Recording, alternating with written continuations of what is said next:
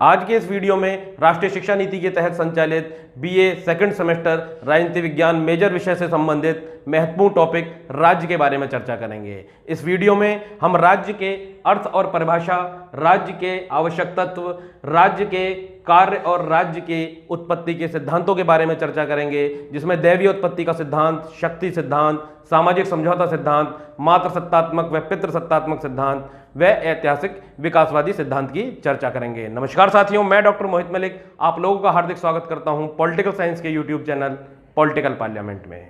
तो देर न करते हुए शुरू करते हैं राज्य का अर्थ व परिभाषाएं। यदि हम राज्य के अर्थ की बात करें तो राज्य शब्द अंग्रेजी भाषा के स्टेट शब्द से निकला है और स्टेट शब्द लैटिन भाषा के स्टेटस से निकला है। लैटिन भाषा के स्टेटस शब्द का अर्थ है दूसरों की तुलना में उच्च होना। अतः शाब्दिक अर्थों में यदि बात की जाए तो राज्य उस संगठन का नाम है जिसका रुतबा या स्थिति अन्य संगठनों और लोगों के रुतबे या स्थिति से ऊंचा हो। जो समाज के अंदर अन्य संगठन और लोग रहते हैं समूह बनाकर, राज्य का दर्जा उनसे ऊंचा है। यह राज्य का जो अंग्रेजी पर्यायवाची शब्द स्टेट है और वह लैटिन भाषा के जो स्टेटस शब्द से निकला है उसका अर्थ है ऊंचा होना। राज्य शब्द का पहली बार प्रयोग मैकियावेली ने किया था। यह बहुत महत्वपूर्ण है और कई बार वस्तुनिष्ठ और लघुत्तरीय प्रश्नों में पूछ लिया जाता है कि राज्य शब्द का पहली बार प्रयोग किसने किया था। तो राज्य शब्द का पहली बार प्रयोग मैकियावेली ने किया था। आमतौर पर राज्य शब्द का प्रयोग ढीलेपन से किया जाता है। यदि हम राज्य शब्द की बात करें तो ढीलेपन से राज्य शब्द का प्रयोग किया जाता है।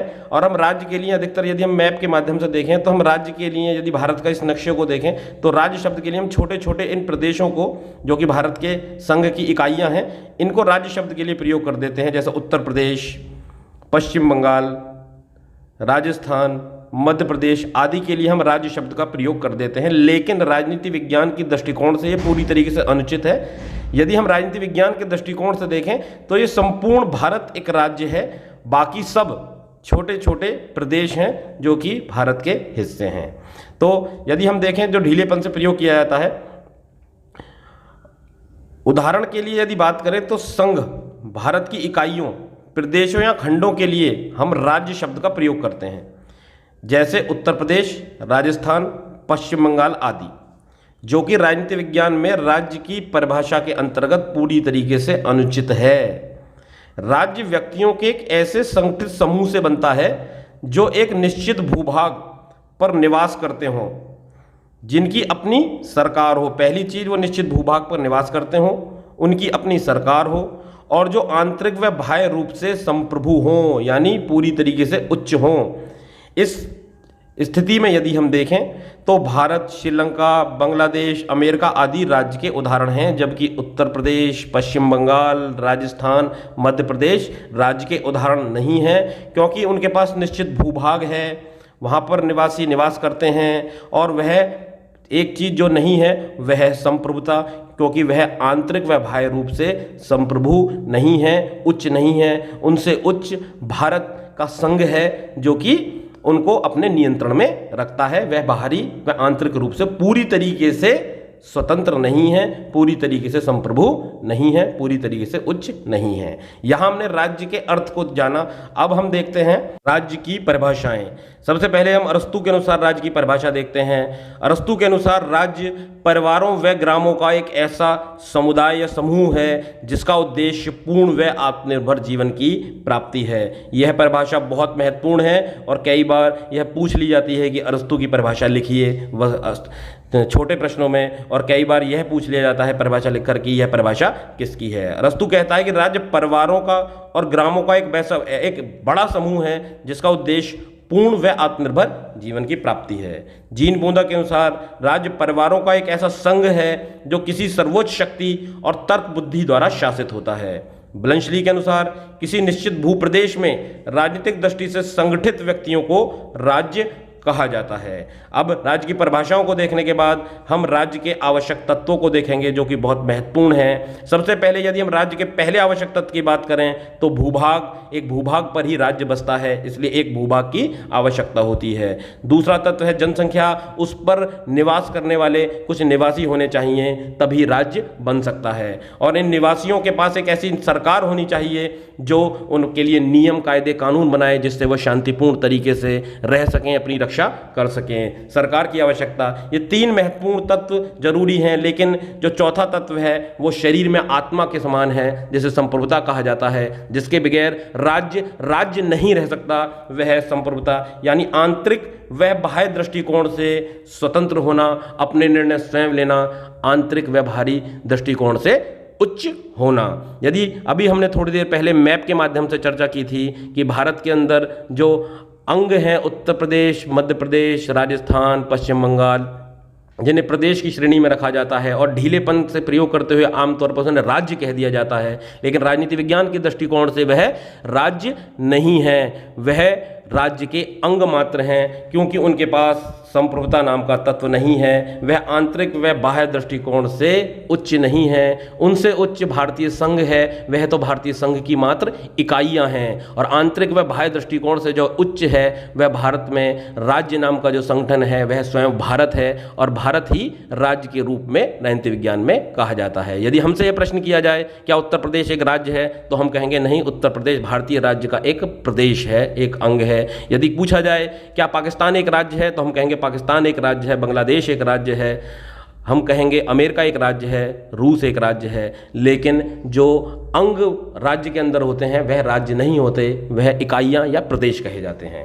चलिए अब हम देखते हैं भारतीय राजनीतिक विचारक कौटिल्य के अनुसार राज्य के 7 तत्व या 7 अंग कौन कौन से हैं। तो पहला स्वामी मतलब राजा, दूसरा आमत्य मंत्री, तीसरा जनपद भूमि, चौथा दुर्ग, कोष, दंड व्यवस्था और मित्र। ये कौटिल्य के अनुसार राज्य के 7 तत्व हैं। इससे पहले जो हमने 4 तत्व पढ़े थे वह पाश्चात्य राजनीतिक विचारकों के अनुसार राज्य के तत्व थे, आवश्यक तत्व थे, जिनके बगैर राज्य नहीं कहलाता, और ये भारतीय राजनीतिक विचारक कौटिल्य के अनुसार राज्य के 7 तत्व हैं। अब हम देखते हैं राज्य के कार्य कौन कौन से हैं। राज्य के 2 प्रकार के कार्य होते हैं, अनिवार्य कार्य और ऐच्छिक कार्य। अनिवार्य कार्यों के बारे में यदि हम बात करें तो बाह्य आक्रमण से सुरक्षा, आंतरिक शांति व व्यवस्था, न्याय प्रणाली, वैदेशिक संबंधों का संचालन, मुद्रा एवं बैंकिंग की व्यवस्था। यानी बाह्य आक्रमण से सुरक्षा नागरिकों की, निवासियों की करना, ये एक अनिवार्य कार्य है। दूसरा आंतरिक, यानी अपने सीमा रेखा के अंदर आंतरिक शांति व व्यवस्था बनाए रखना, ये भी राज्य का कार्य है। न्याय प्रणाली को बनाए रखना राज्य का कार्य है, और अन्य अपने राज्यों के साथ अन्य विदेशी संबंधों को संचालन करना, यह भी राज्य का कार्य है। और मुद्रा एवं बैंकिंग की व्यवस्था देखना, आर्थिक व्यवस्था को देखना, बजट तैयार करना, यह भी राज्य का एक अनिवार्य कार्य है। लेकिन यदि हम ऐच्छिक कार्यों की बात करें, जिन्हें कल्याणकारी या समाज संबंधी कार्य भी कहा जाता है, उसमें शिक्षा की व्यवस्था करना, सार्वजनिक स्वास्थ्य की व्यवस्था करना, कृषि की उन्नति के लिए प्रयास करना, श्रमिकों के हितों की रक्षा करना, सामाजिक सुधार करना और लोक कल्याणकारी कार्य करना, यह राज्य के ऐच्छिक कार्य हैं। चलिए राज्य के कार्यों के बाद हम राज्य की उत्पत्ति के सिद्धांतों पर चर्चा करते हैं। राज्य की उत्पत्ति के सिद्धांतों की यदि बात करें तो इसमें यह प्रश्न पूछा जाता है कि राज्य अस्तित्व में कब आया, कब और किस तिथि को राज्य अस्तित्व में आया, मनुष्य क्यों राजनीतिक संगठनों में रहते हैं, ऐसा क्या विशेष कारण है कि आज के समय में यदि बात करें तो प्रत्येक मनुष्य किसी न किसी राजनीतिक संगठन का सदस्य जरूर है, और मनुष्य क्यों प्रभुत्व के सामने झुक जाता है, क्यों मनुष्य राज्य की बातों को मानने लगता है, क्यों नियमों को मानने लगता है, क्यों प्रभुत्व के सामने, सत्ता के सामने झुक जाता है, आदि प्रश्नों के उत्तर खोजने की जिज्ञासा के कारण ही राज्य की उत्पत्ति के सिद्धांतों का प्रतिपादन किया गया था। यह वो प्रश्न थे जो राजनीतिक वैज्ञानिकों के मन में आए और उन्होंने सिद्धांतों का प्रतिपादन किया और अपने अनुसार ये बताने का प्रयास किया कि राज्य अस्तित्व में कब आया, राजनीतिक संगठन में हम क्यों रहते हैं और उसके सामने हम क्यों झुक जाते हैं। इसके संबंध में बहुत सारे सिद्धांत हैं, जैसे दैवीय उत्पत्ति का सिद्धांत, शक्ति सिद्धांत, सामाजिक समझौता सिद्धांत, पैतृक सिद्धांत, मात्रक सिद्धांत और अंत में ऐतिहासिक विकासवादी सिद्धांत, जो कि सर्वश्रेष्ठ सिद्धांत के रूप में प्रतिपादित है। चलिए आज के इस वीडियो में हम दैवीय उत्पत्ति के सिद्धांत के बारे में चर्चा करेंगे और आगे आने वाले वीडियो में हम बाकी सिद्धांतों के बारे में चर्चा करेंगे। सबसे पहले दैवीय उत्पत्ति के सिद्धांत को देखते हैं। दैवीय उत्पत्ति का सिद्धांत सबसे प्राचीन सिद्धांत है। जितने भी राज्य की उत्पत्ति के सिद्धांत हैं उनमें दैवीय उत्पत्ति का सिद्धांत सबसे प्राचीन है। राज्य मानवीय नहीं वरन ईश्वर द्वारा स्थापित एक दैवीय संस्था है। यह सिद्धांत राज्य को एक दैवीय संस्था मानता है जो ईश्वर ने स्थापित की है। धर्म को राजनीति से मिलाने का काम करता है। यहूदी धर्म के प्रसिद्ध पुस्तक ओल्ड टेस्टामेंट में राजा को ईश्वर का प्रतिनिधि माना गया था। यदि हम भारतीय धर्म ग्रंथ की बात करें तो यह प्रतिपादन किया गया कि राजा का निर्माण इंद्र, मित्र, वरुण, यम आदि देवताओं के अंश को लेकर हुआ है। अर्थात प्राचीन काल में धर्म ग्रंथों में राजा को ईश्वर का प्रतिनिधि कहा गया है, जिसका प्रबल समर्थन 7वीं सदी में स्टुअर्ट राजा जेम्स प्रथम द्वारा अपनी पुस्तक लॉ ऑफ मोनार्की में किया गया था। जेम्स प्रथम ने कहा था राजा लोग पृथ्वी पर ईश्वर की जीवित प्रतिमाएं हैं। यह बहुत महत्वपूर्ण कथन है जो कि जेम्स प्रथम के द्वारा कहा गया था कि राजा लोग पृथ्वी पर ईश्वर की जीवित प्रतिमाएं हैं। फ्रांस के लुई 14वें का तो कथन था कि मैं ही राज्य हूं, आई एम द स्टेट।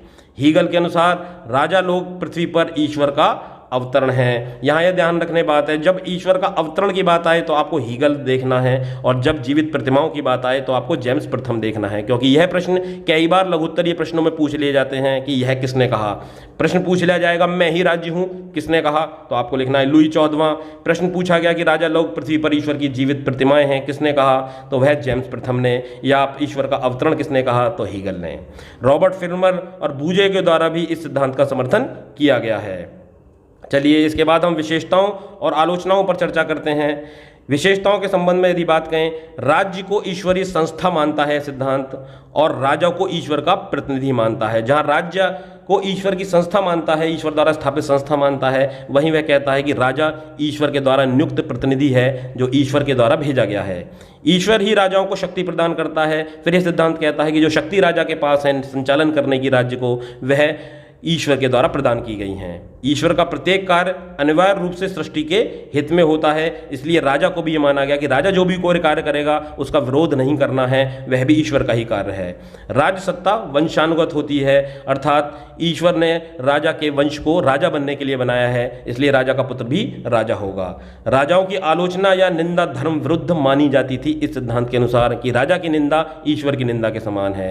यदि हम इसकी आलोचनाओं की बात करें तो यह पूर्णतः प्रजातांत्रिक है। यदि आज के संदर्भ में बात करें तो प्रत्येक 5, 4 या एक निश्चित अवधि के बाद राजा प्रधानमंत्री या राष्ट्रपति को चुनने की स्थिति होती है, जिसके लिहाज से यदि बात करें तो राज्य की उत्पत्ति का दैवीय सिद्धांत यह पूरी तरीके से अप्रजातांत्रिक है, लोकतंत्र विरोधी है, आधुनिक समय के लिए बिल्कुल अनुपयुक्त है, अधिनायकवादी, सर्वाधिकारवादी और तानाशाही प्रवृत्ति को बल देता है, अवैज्ञानिक है क्योंकि इसको विज्ञान के आधार पर नहीं कसा जा सकता कि ईश्वर ने राजा की नियुक्ति या ईश्वर राजा का प्रतिनिधि कैसे है, अतार्किक है, तर्क विरोधी है, तर्क पर यह खरा नहीं उतरता, रूढ़िवादी यानी प्राचीन है और धर्म ग्रंथों पर आधारित है। गिलक्रिस्ट ने कहा था कि परमात्मा इस या उस मनुष्य को राजा बनाता है, अनुभव एवं साधारण ज्ञान के सर्वथा प्रतिकूल है। कि परमात्मा ये तय नहीं करता गिलक्रिस्ट के अनुसार कि ये राजा बनेगा या वह राजा बनेगा, यह है अनुभव और सामान्य व्यक्ति के ज्ञान के बिल्कुल प्रतिकूल है और यह पूरी तरीके से अतार्किक सिद्धांत है। आज के इस वीडियो में हमने दैवीय उत्पत्ति के सिद्धांत के बारे में चर्चा करी, राज्य के आवश्यक तत्वों के बारे में चर्चा करी, राज्य के अनिवार्य और ऐच्छिक कार्यों के बारे में चर्चा करी, परिभाषा के और अर्थ के बारे में चर्चा करी। अगले वीडियो में हम अन्य सिद्धांतों की चर्चा करेंगे। ये वीडियो आपको कैसा लगा कमेंट सेक्शन में जरूर बताइएगा और अगर आपको इस वीडियो की PDF प्राप्त करनी हो तो आपको टेलीग्राम चैनल का लिंक डिस्क्रिप्शन बॉक्स में मिलेगा, आप उस लिंक के माध्यम से इसकी PDF प्राप्त कर सकते हैं।